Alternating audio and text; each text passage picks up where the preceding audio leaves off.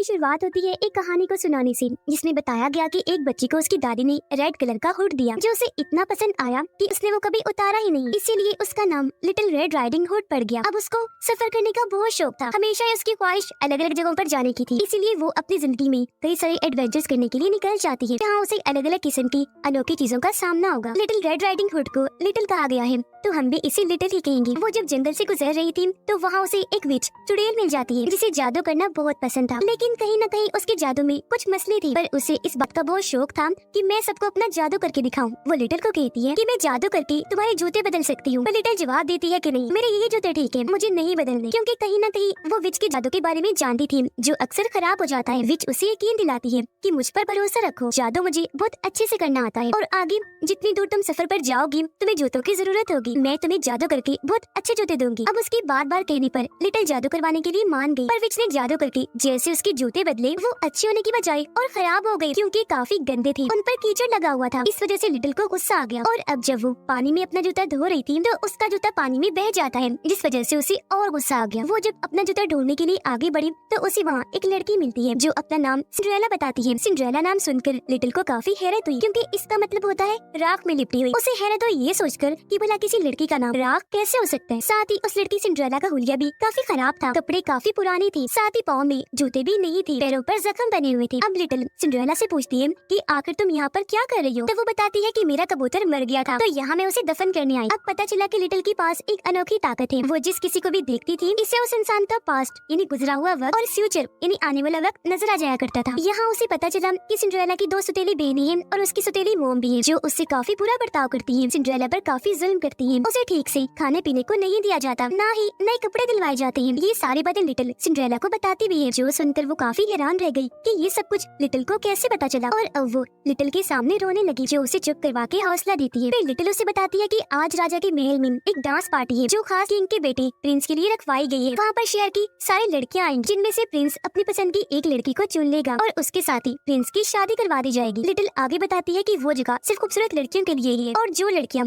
कम खूबसूरत है, जिनकी हुलिया खराब है, उन बेचारियों की वहाँ कोई जगह नहीं। जो सुनकर सिंड्रेला काफी उदास हो जाती है। और अब हम उसकी फैमिली यानी उसकी सौतेली बहनों और मॉम को देखते हैं, जो सिंड्रेला को खास पसंद नहीं करती। वो हर वक्त उससे काम ही करवाती रहती थी। यह सिंड्रेला की एक बहन को खाने का बहुत शौक था, और वो हर वक्त ये सोचती रहती थी कि मैं और खूबसूरत कैसे दिखूं। अब जब वो खाना खा रही थी तो उसके हाथ से केक नीचे गिर जाता है, जिसे तभी आकर एक कबूतर खाने लगा। सिंड्रेला की बहन को बहुत गुस्सा आ गया, तो उसने कबूतर पर हमला करके उसे मार दिया, और यहाँ सिंड्रेला उसी को दफन करने के लिए आई थी। अब जब लिटिल को पता चला कि ये बेचारी बहुत परेशान है और उस डांस पार्टी में भी जाना चाहती है, इसलिए वो सिंड्रेला की मदद करने के लिए तैयार हो जाती है। जहाँ तभी वो विच जादूगरनी भी आ गई थी, और अब जब उसने दोनों पर जादू किया तो वो दोनों बहुत ही खूबसूरत बन गई, क्योंकि उनके कपड़े बहुत प्यारे लग रहे थे। अब उनके कपड़े तो बहुत अच्छे थे, पर पैरों में पहनने के लिए जूते नहीं थे। अब तभी यहाँ एक दूसरी विच जादूगरनी भी आ जाती है। इसे भी जादू करना बहुत पसंद था, साथ ही इसकी जादू हमेशा ठीक होती थी। तो अब वो विच यहाँ पर जादू करके दोनों को ही ग्लास के जूते देती है, यानी कि कांच के बने हुए, और बताती है कि ये जूते और किसी लड़की को नहीं आ सकते, पर इनका जादू सिर्फ 24 घंटे के लिए ही रह सकता है, उसके बाद खत्म हो जाएगा। यानी कि अगर ये लोग डांस पार्टी में गई तो आधी रात होने से पहले यानी कि 12 बजने से पहले इनको वापस आना होगा, वरना ये अपने असली हुलिये में आ जाएंगी और इनका राज सबके सामने खुल जाएगा।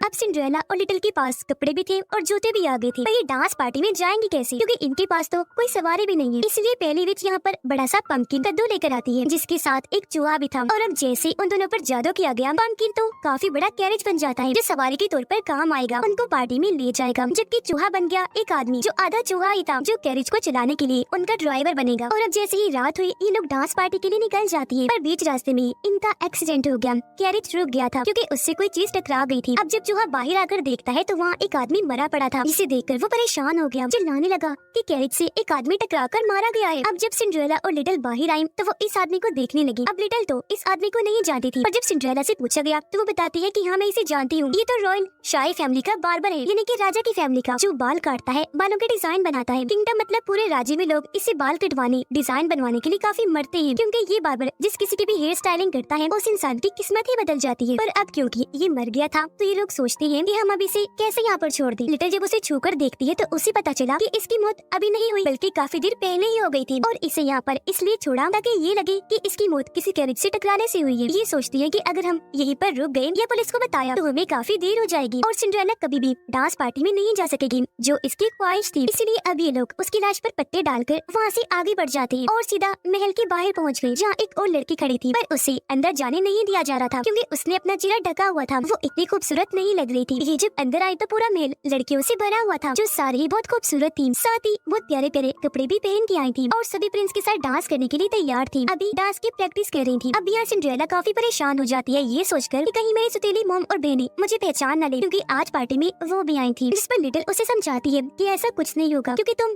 लग ही इतनी प्यारी रही हो कि तुम्हें वो तो क्या कोई भी नहीं पहचान सकेगा। पार्टी में सिंड्रेला की बहन और मोम दिखाई गई। उसकी बहन अपनी मोम से दूसरी बहन के बारे में पूछती है कि वो कहाँ पर रह गई है। यहाँ उसकी छोटी बहन ने काफी छोटे छोटे बाल बार्बर से कटवा लिए थे क्योंकि ये अफवाह थी कि प्रिंस को छोटे बाल पसंद है। अब कुछ ही देर में यहाँ किंग यानी राजा आ गए, जिसके बाद प्रिंस को भी बुला लिया गया। किंग प्रिंस को कहती है कि अब तुम्हें अपने लिए लड़की चुननी होगी। तुम जिस लड़की के साथ भी डांस करोगे हम समझ जाएंगे कि तुम्हें वो पसंद आई है और तुम उससे शादी करना चाहते हो। लेकिन यहाँ प्रिंस किसी भी लड़की को पसंद नहीं करता क्योंकि वो किसी और को प्यार करता था, जिस वजह से उसकी किंग से बहस भी हो जाती है क्योंकि वो उसी लड़की से शादी करना चाहता था। पर एक मसला था, उस लड़की का 1 साल से कोई अता पता नहीं था। अब यहाँ किंग के काफी कहने पर प्रिंस मान जाता है और वो लड़कियों की तरफ आगे बढ़ा। सिंड्रेला की खूबसूरती को देखकर वो रुक नहीं पाया। डांस करने के लिए उसके सामने हाथ करता है। सिंड्रेला भी अपना हाथ उसके हाथ में रख देती है और ये दोनों डांस करने लगती है। सिंड्रेला बहुत खुश थी। उसे यकीन ही नहीं आ रहा था कि प्रिंस ने मुझे चुना। ये उसकी ख्वाहिश थी कि मेरे प्रिंस से शादी हो जाए क्योंकि इस तरह उसकी जिंदगी बदल जाएगी। लेकिन थोड़ी ही देर में इस डांस पार्टी को रुकवा दिया गया क्योंकि तभी महल का एक सिपाही आकर बताता है कि हमारे रॉयल बार्बर की मौत हो गई है। उसकी लाश देखकर लग रहा है जैसे उसकी मौत किसी कैरेज से टकराने की वजह से हुई है और बाद में उसकी लाश पर पत्ते ढक दिए गए थे, यानी कि उस बार्बर का कातिल जिसने उसे मारा वो इसी महल में है। ये सुनकर सारे लोग काफी डर जाते हैं। सिंड्रेला और लिटिल भी काफी घबरा गई कि हम पकड़ी ना जाएं क्योंकि अगर सारे कैरेजेस को चेक किया गया तो पक्का फंस सकते हैं क्योंकि जाहिर है हमारे कैरेज पर खून लगा होगा। इसीलिए वो चूहे ड्राइवर को अपने पास बुलाकर कहती है कि तुम्हें जल्द से जल्द कैरेज को साफ कर देना चाहिए। पर वो यहाँ खाने में मसरूफ था। उसे खाना बहुत पसंद था, खास तौर पर चीज जो उसकी पसंदीदा थी और आज जब पार्टी में उसने चीज देखी तो वो खाने से रुक ही नहीं पाया।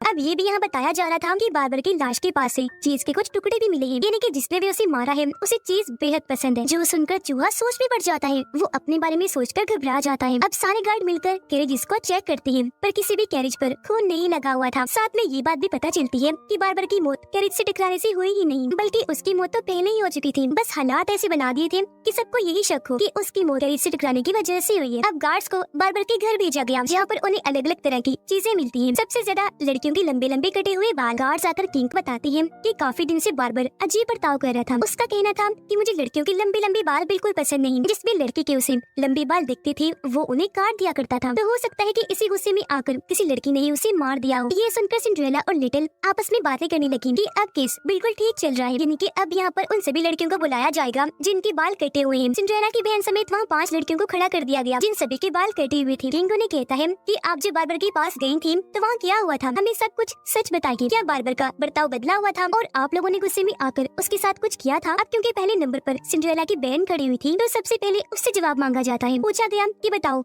आखिर आपके साथ वहाँ पर हुआ क्या। अब लिटिल भी सबके बीच से निकलकर यहाँ बाहर आकर खड़ी हो गई थी और वो भी सबसे इन्वेस्टिगेशन करने लगती है। सिंड्रेला की सौतेली बहन बताने लगी कि मैं सुबह 10 बजे बार्बर के पास गई थी जिसने जबरदस्ती मेरे बाल काट दिए थे। हालांकि मैं कभी भी ये नहीं चाहती थी कि मेरे लंबे लंबे बाल कट जाएं। बार्बर ने कहा था कि प्रिंस को छोटे बालों वाली लड़कियाँ पसंद है तो मैंने उसकी बात मानकर बाल कटवाए नहीं। वो यहाँ प्रिंस से पूछती है कि आपको छोटे बाल पसंद है ना, देखिए आपकी पसंद के मुताबिक मैंने अपने बाल कटवा लिए तो अब तो आप करेंगे ना शादी। ये बात सुनकर वहाँ खड़ी छोटे बालों वाली लड़कियाँ भी प्रिंस को कहने लगती है कि हमारे बाल तो छोटे हैं, अब तो पसंद है ना हम आपको। जिस पर प्रिंस ने साफ मना कर दिया कि नहीं नहीं ऐसा कुछ नहीं है, बल्कि ये सब तो बार्बर ने जानबूझ के किया है। अब सिंड्रेला की बहन कहती है कि मेरी बात सुने जरा, आज ही मैंने कुछ और बातें भी सुनी थी। वो कहती है कि सुबह मैं प्रिंस से बात करने आई थी, मैं बाहर जब खड़ी हुई थी तो अंदर से आवाजें आने लगी। उस वक्त प्रिंस और बार्बर का काफी झगड़ा हो रहा था, इसलिए अब सारा शर प्रिंस पर आने लगा। तो अब जब प्रिंस से उस बारे में पूछा गया कि आखिर हुआ क्या था तो वो बताने लगा कि आज सुबह बालों का स्टाइल बनाने के लिए बार्बर मेरे कमरे में आया था तो मुझे उसके सामान में लड़कियों के कटे हुए लंबे लंबे बाल दिखे। मैंने उससे पूछा कि तुमने ऐसा क्यों किया, आखिर लड़कियों के बाल क्यों काट दिए। तब बार्बर ने मुझे बताया क्योंकि मुझे लंबे बाल पसंद नहीं है और आज के बाद मैं किसी ऐसी लड़की को नहीं देखना चाहूंगा जिसके बाल लंबे हों, क्योंकि इस तरह वो खूबसूरत दिखेंगी, जो चीज मुझे पसंद नहीं। मैं नहीं चाहता कि कोई लड़की प्यारी लगे। प्रिंस बताती है कि इस बात को लेकर मेरा बार्बर से झगड़ा हो गया था, जिस वजह से अब उस पर पर और शक होने लगा। तो प्रिंस बताता है कि जिस दौरान बार्बर का कत्ल हुआ यानी 1 से 3 तक, इस बीच में तो यहाँ था ही नहीं, बल्कि मैं तो एक पहाड़ी पर बैठा हुआ था। राजा पूछती है, किसी ने तुम्हें वहाँ बैठा हुआ देखा था? यानी कोई इंसान है जो तुम्हारा सबूत हो और बता सके कि तुम वहाँ थे? जिस पर प्रिंस कहता है कि नहीं, क्योंकि उस पहाड़ी के आसपास दूर दूर तक कोई नहीं था, यानी कि कोई सबूत नहीं था। इसलिए अब प्रिंस पर शक और बढ़ने लगा कि इसी ने बार्बर को मारा है। अब यहाँ हमें प्रिंस के बारे में बताया गया कि वो एक लड़की को प्यार करता था, वो भी इससे बहुत प्यार करती थी, पर जब प्रिंस ने उसे शादी के लिए पूछा तो उसके बाद ही वो गायब हो गई। 1 साल से उसका कोई अता पता नहीं है। हालांकि प्रिंस ने उसे ढूंढने की कोशिश भी की, पर कोई फायदा नहीं हुआ, वो नहीं मिली। प्रिंस सबको बताता है कि इसी बात को लेकर बार्बर मुझे ब्लैकमेल कर रहा था। उसका कहना था कि मैं ये सारी बात जाकर आपके डैड राजा को बता दूंगा। अगर तुम चाहते हो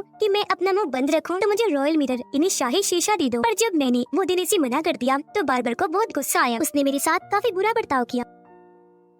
ये सुनकर सारे लोग कहने लगती हैं, इसी ने ही मारा है बार्बर को, क्योंकि इसके पास तो अच्छी खासी वजह थी उसे रास्ते से हटाने के लिए। इसी वजह से प्रिंस को गिरफ्तार कर लिया गया और उसे वहाँ से ले जाया जाने लगा। पर तभी प्रिंस के कपड़ों में से पौधे का कांटा नीचे गिर जाता है, जिसे लिटिल उठा लेती है। वो सोचती है कि प्रिंस के कपड़ों में से कांटा गिरने का मतलब कि वो किसी जंगल जैसी जगह पर गए थे जहाँ पौधे थे, यानी कि प्रिंस सच कह रहे थे कि मैं पहाड़ी पर गया था। अब इतने ही देर में यहाँ वही लड़की घुस आती है जो कब से महल के बाहर खड़ी थी और उसे अंदर आने नहीं दिया जा रहा था क्योंकि वो खूबसूरत नहीं थी। वो यहाँ प्रिंस के लिए सबूत के तौर पर आई थी। कहती है कि मैंने प्रिंस को देखा था, ये 1 से 3 बजे तक पहाड़ी पर बैठे हुए थे। जो सुनकर राजा काफी खुश हो जाते हैं कि शुक्र है मेरा बेटा कातिल नहीं, इसीलिए प्रिंस को छोड़कर वापस महल लाया गया और अब उन पर शक भी नहीं किया जा रहा था। ये सारा केस चलते चलते 12 बजने वाले हो गए थे, जो देखकर लिटिल और सिंड्रेला काफी परेशान हो जाती है। सोचने लगी कि 12 बजने वाले हैं तो हमें यहाँ से चलना चाहिए, वरना काफी देर हो जाएगी, क्योंकि जादू के खत्म होते ही हमारे कपड़े बदल जाएंगे, हम असली रूप में आ जाएंगे। इसलिए ये दोनों जल्दी से महल से भागकर बाहर आ गई। प्रिंस भी इनके पीछे पीछे भागता हुआ आया ताकि सिंड्रेला को रोक सके, पर वो नहीं रुकती, भागती रही। इस वजह से उसका पैर फिसला, वो सीढ़ियों में गिर जाती है। उसका एक जूता भी पैरों से निकलकर वहीं गिर जाता है, पर क्योंकि देर हो रही थी तो वो बिना जूता पहने ही आगे बढ़ गई। दोनों जल्दी से कैरेज में बैठे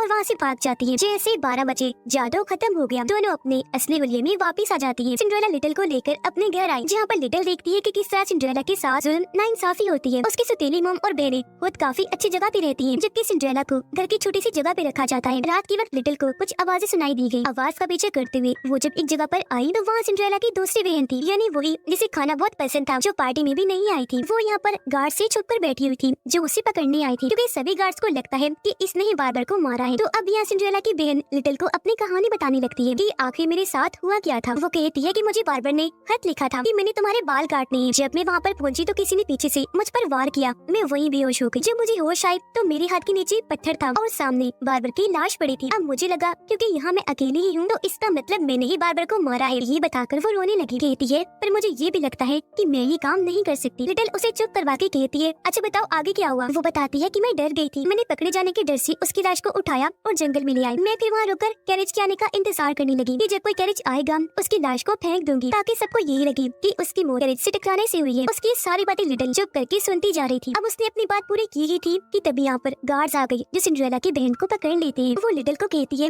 तुम्हें तो मैंने अपनी सारी कहानी बता दी, सच बता दिया है ना, तो अब तुम इन लोगों को बताओ कि मैंने बार्बर को नहीं मारा। अब हालांकि लिटिल भी अंदर से जान गई थी कि इसने उसे नहीं मारा, लेकिन वो फिर भी सिंड्रेला की बहन को पकड़वा देती है, क्योंकि वो जानती थी कि ये बहुत बदतमीज है, इसका बर्ताव बहुत बुरा है। अब जब सिंड्रेला की बहन को ले जाया जा रहा था तो उसके कपड़ों में से एक ग्लास वाले जूते का टुकड़ा नीचे गिर जाता है, जिसे लिटिल ने उठा लिया। वो महल के ऑफिसर से बात करने लगी कि आखिरी मसला कैसे सुलझाया जाए। वो ऑफिसर को कहती है कि आप ऐसा करें, मुझे बार्बर के घर ले जाएं, ताकि वहाँ से मुझे और चीजें पता चल सके। अब जब लिटिल बार्बर के घर आई तो उसे यहाँ कुछ और नई चीजें भी पता चलती हैं, जैसे कि वहाँ बार्बर के अलावा किसी और के खून की बूंदें भी थी और वहाँ पर हर जगह बड़े बड़े बालों की चोटियां लटकी हुई थी। अब यहाँ लिटिल के सामने कई सारी चीजें और साफ हो जाती है। अपनी पास्ट और फ्यूचर देखने की ताकत से उसे काफी कुछ पता चल गया, इसलिए वो ऑफिसर से मदद मांगती है कि प्लीज इस केस को हल करने में आप मेरी मदद कर दीजिए। अगले दिन सिंड्रेला जब अपने घर पर काम कर रही थी तो यहाँ पर प्रिंस अपने गार्ड्स के साथ आ जाता है। अब ऑफिसर उसके पास ग्लास का वही जूता लेकर आता है। कहने लगा कि हम शहर की हर लड़की को ये जूता पहना कर देख रहे हैं, उस लड़की को ढूंढ रहे हैं जो कल पार्टी में आई थी, जिसे प्रिंस ने शादी के लिए पसंद किया था, और ये जूता उसी के पैर में फिट आएगा क्योंकि ये उसी का है।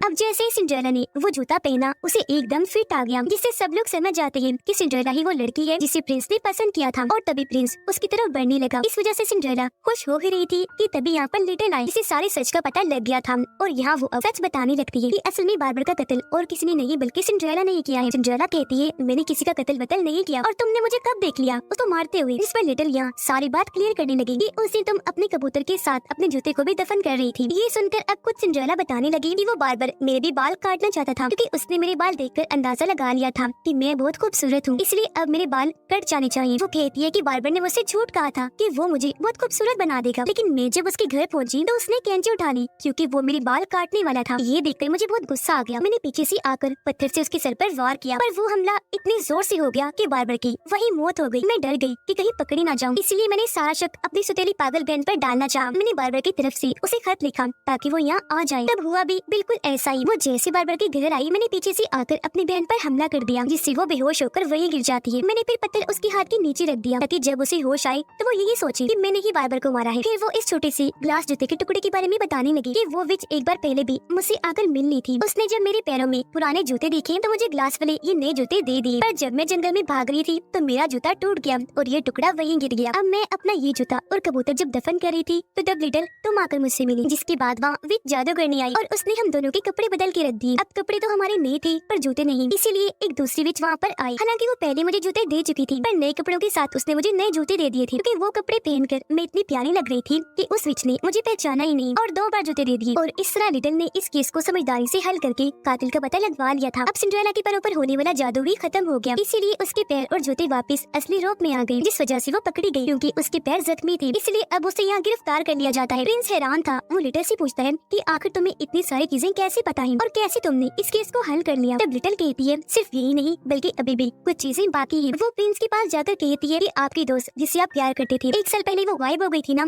जानते हैं उसके साथ क्या हुआ था? लिटिल बताती है कि जब मैं बार्बर के घर गई थी तो वहाँ मुझे किसी और के खून की बूंदें भी दिखी जो सिंड्रेला की नहीं थी, क्योंकि वो काफी पुरानी बूंदें थी। उससे मैंने अंदाजा लगा लिया कि आपकी वो दोस्त भी बार्बर के पास ही गई थी, जिसने जबरदस्ती कैंची लेकर आपकी दोस्त के बाल काटने की कोशिश की। पर जब आपकी दोस्त ने ये चीज रोकने के लिए बार्बर से लड़ाई की तो उसके बाल भी कट गई, साथ ही चेहरे पर भी बड़ा सा कट लग गया, जिसके साथ ही वहाँ प्रिंस की दोस्त को लाया गया, जो और कोई नहीं बल्कि वही लड़की थी जिसे बदसूरत कहा जा रहा था और महल के अंदर जाने नहीं दिया गया था, जिसने प्रिंस को पहाड़ों के ऊपर देखा था। यहाँ वो प्रिंस को बताती है कि मैं उसके बाद आपसे इसलिए नहीं मिली क्योंकि जान गई थी कि आप मुझे कबूल नहीं करेंगे, अब मैं इतनी बदसूरत जो हो गई हूँ। जिस पर प्रिंस जवाब देती है कि ऐसा कुछ नहीं है, मैंने हमेशा तुमसे प्यार किया, तो तुम्हारी शक्ल सूरत से मुझे कोई फर्क नहीं पड़ता कि कैसी है। पर वो कहती है कि नहीं, मैं एक तो आपके काबिल नहीं और दूसरा अब मैं आपसे प्यार भी नहीं करती। ये सुनकर लिटिल कहती है अगर तुम प्रिंस से प्यार ही नहीं करती तो उस दिन पहाड़ों पर क्या कर रही थी? जिससे ये सच खुलता है कि वो भी आज तक प्रिंस को ही प्यार करती है। एक बार फिर ये दोनों साथ हो गई, इनकी शादी हो जाती है और ये खुशी खुशी लिटिल को अलविदा कहती है। उसका शुक्रिया भी अदा किया गया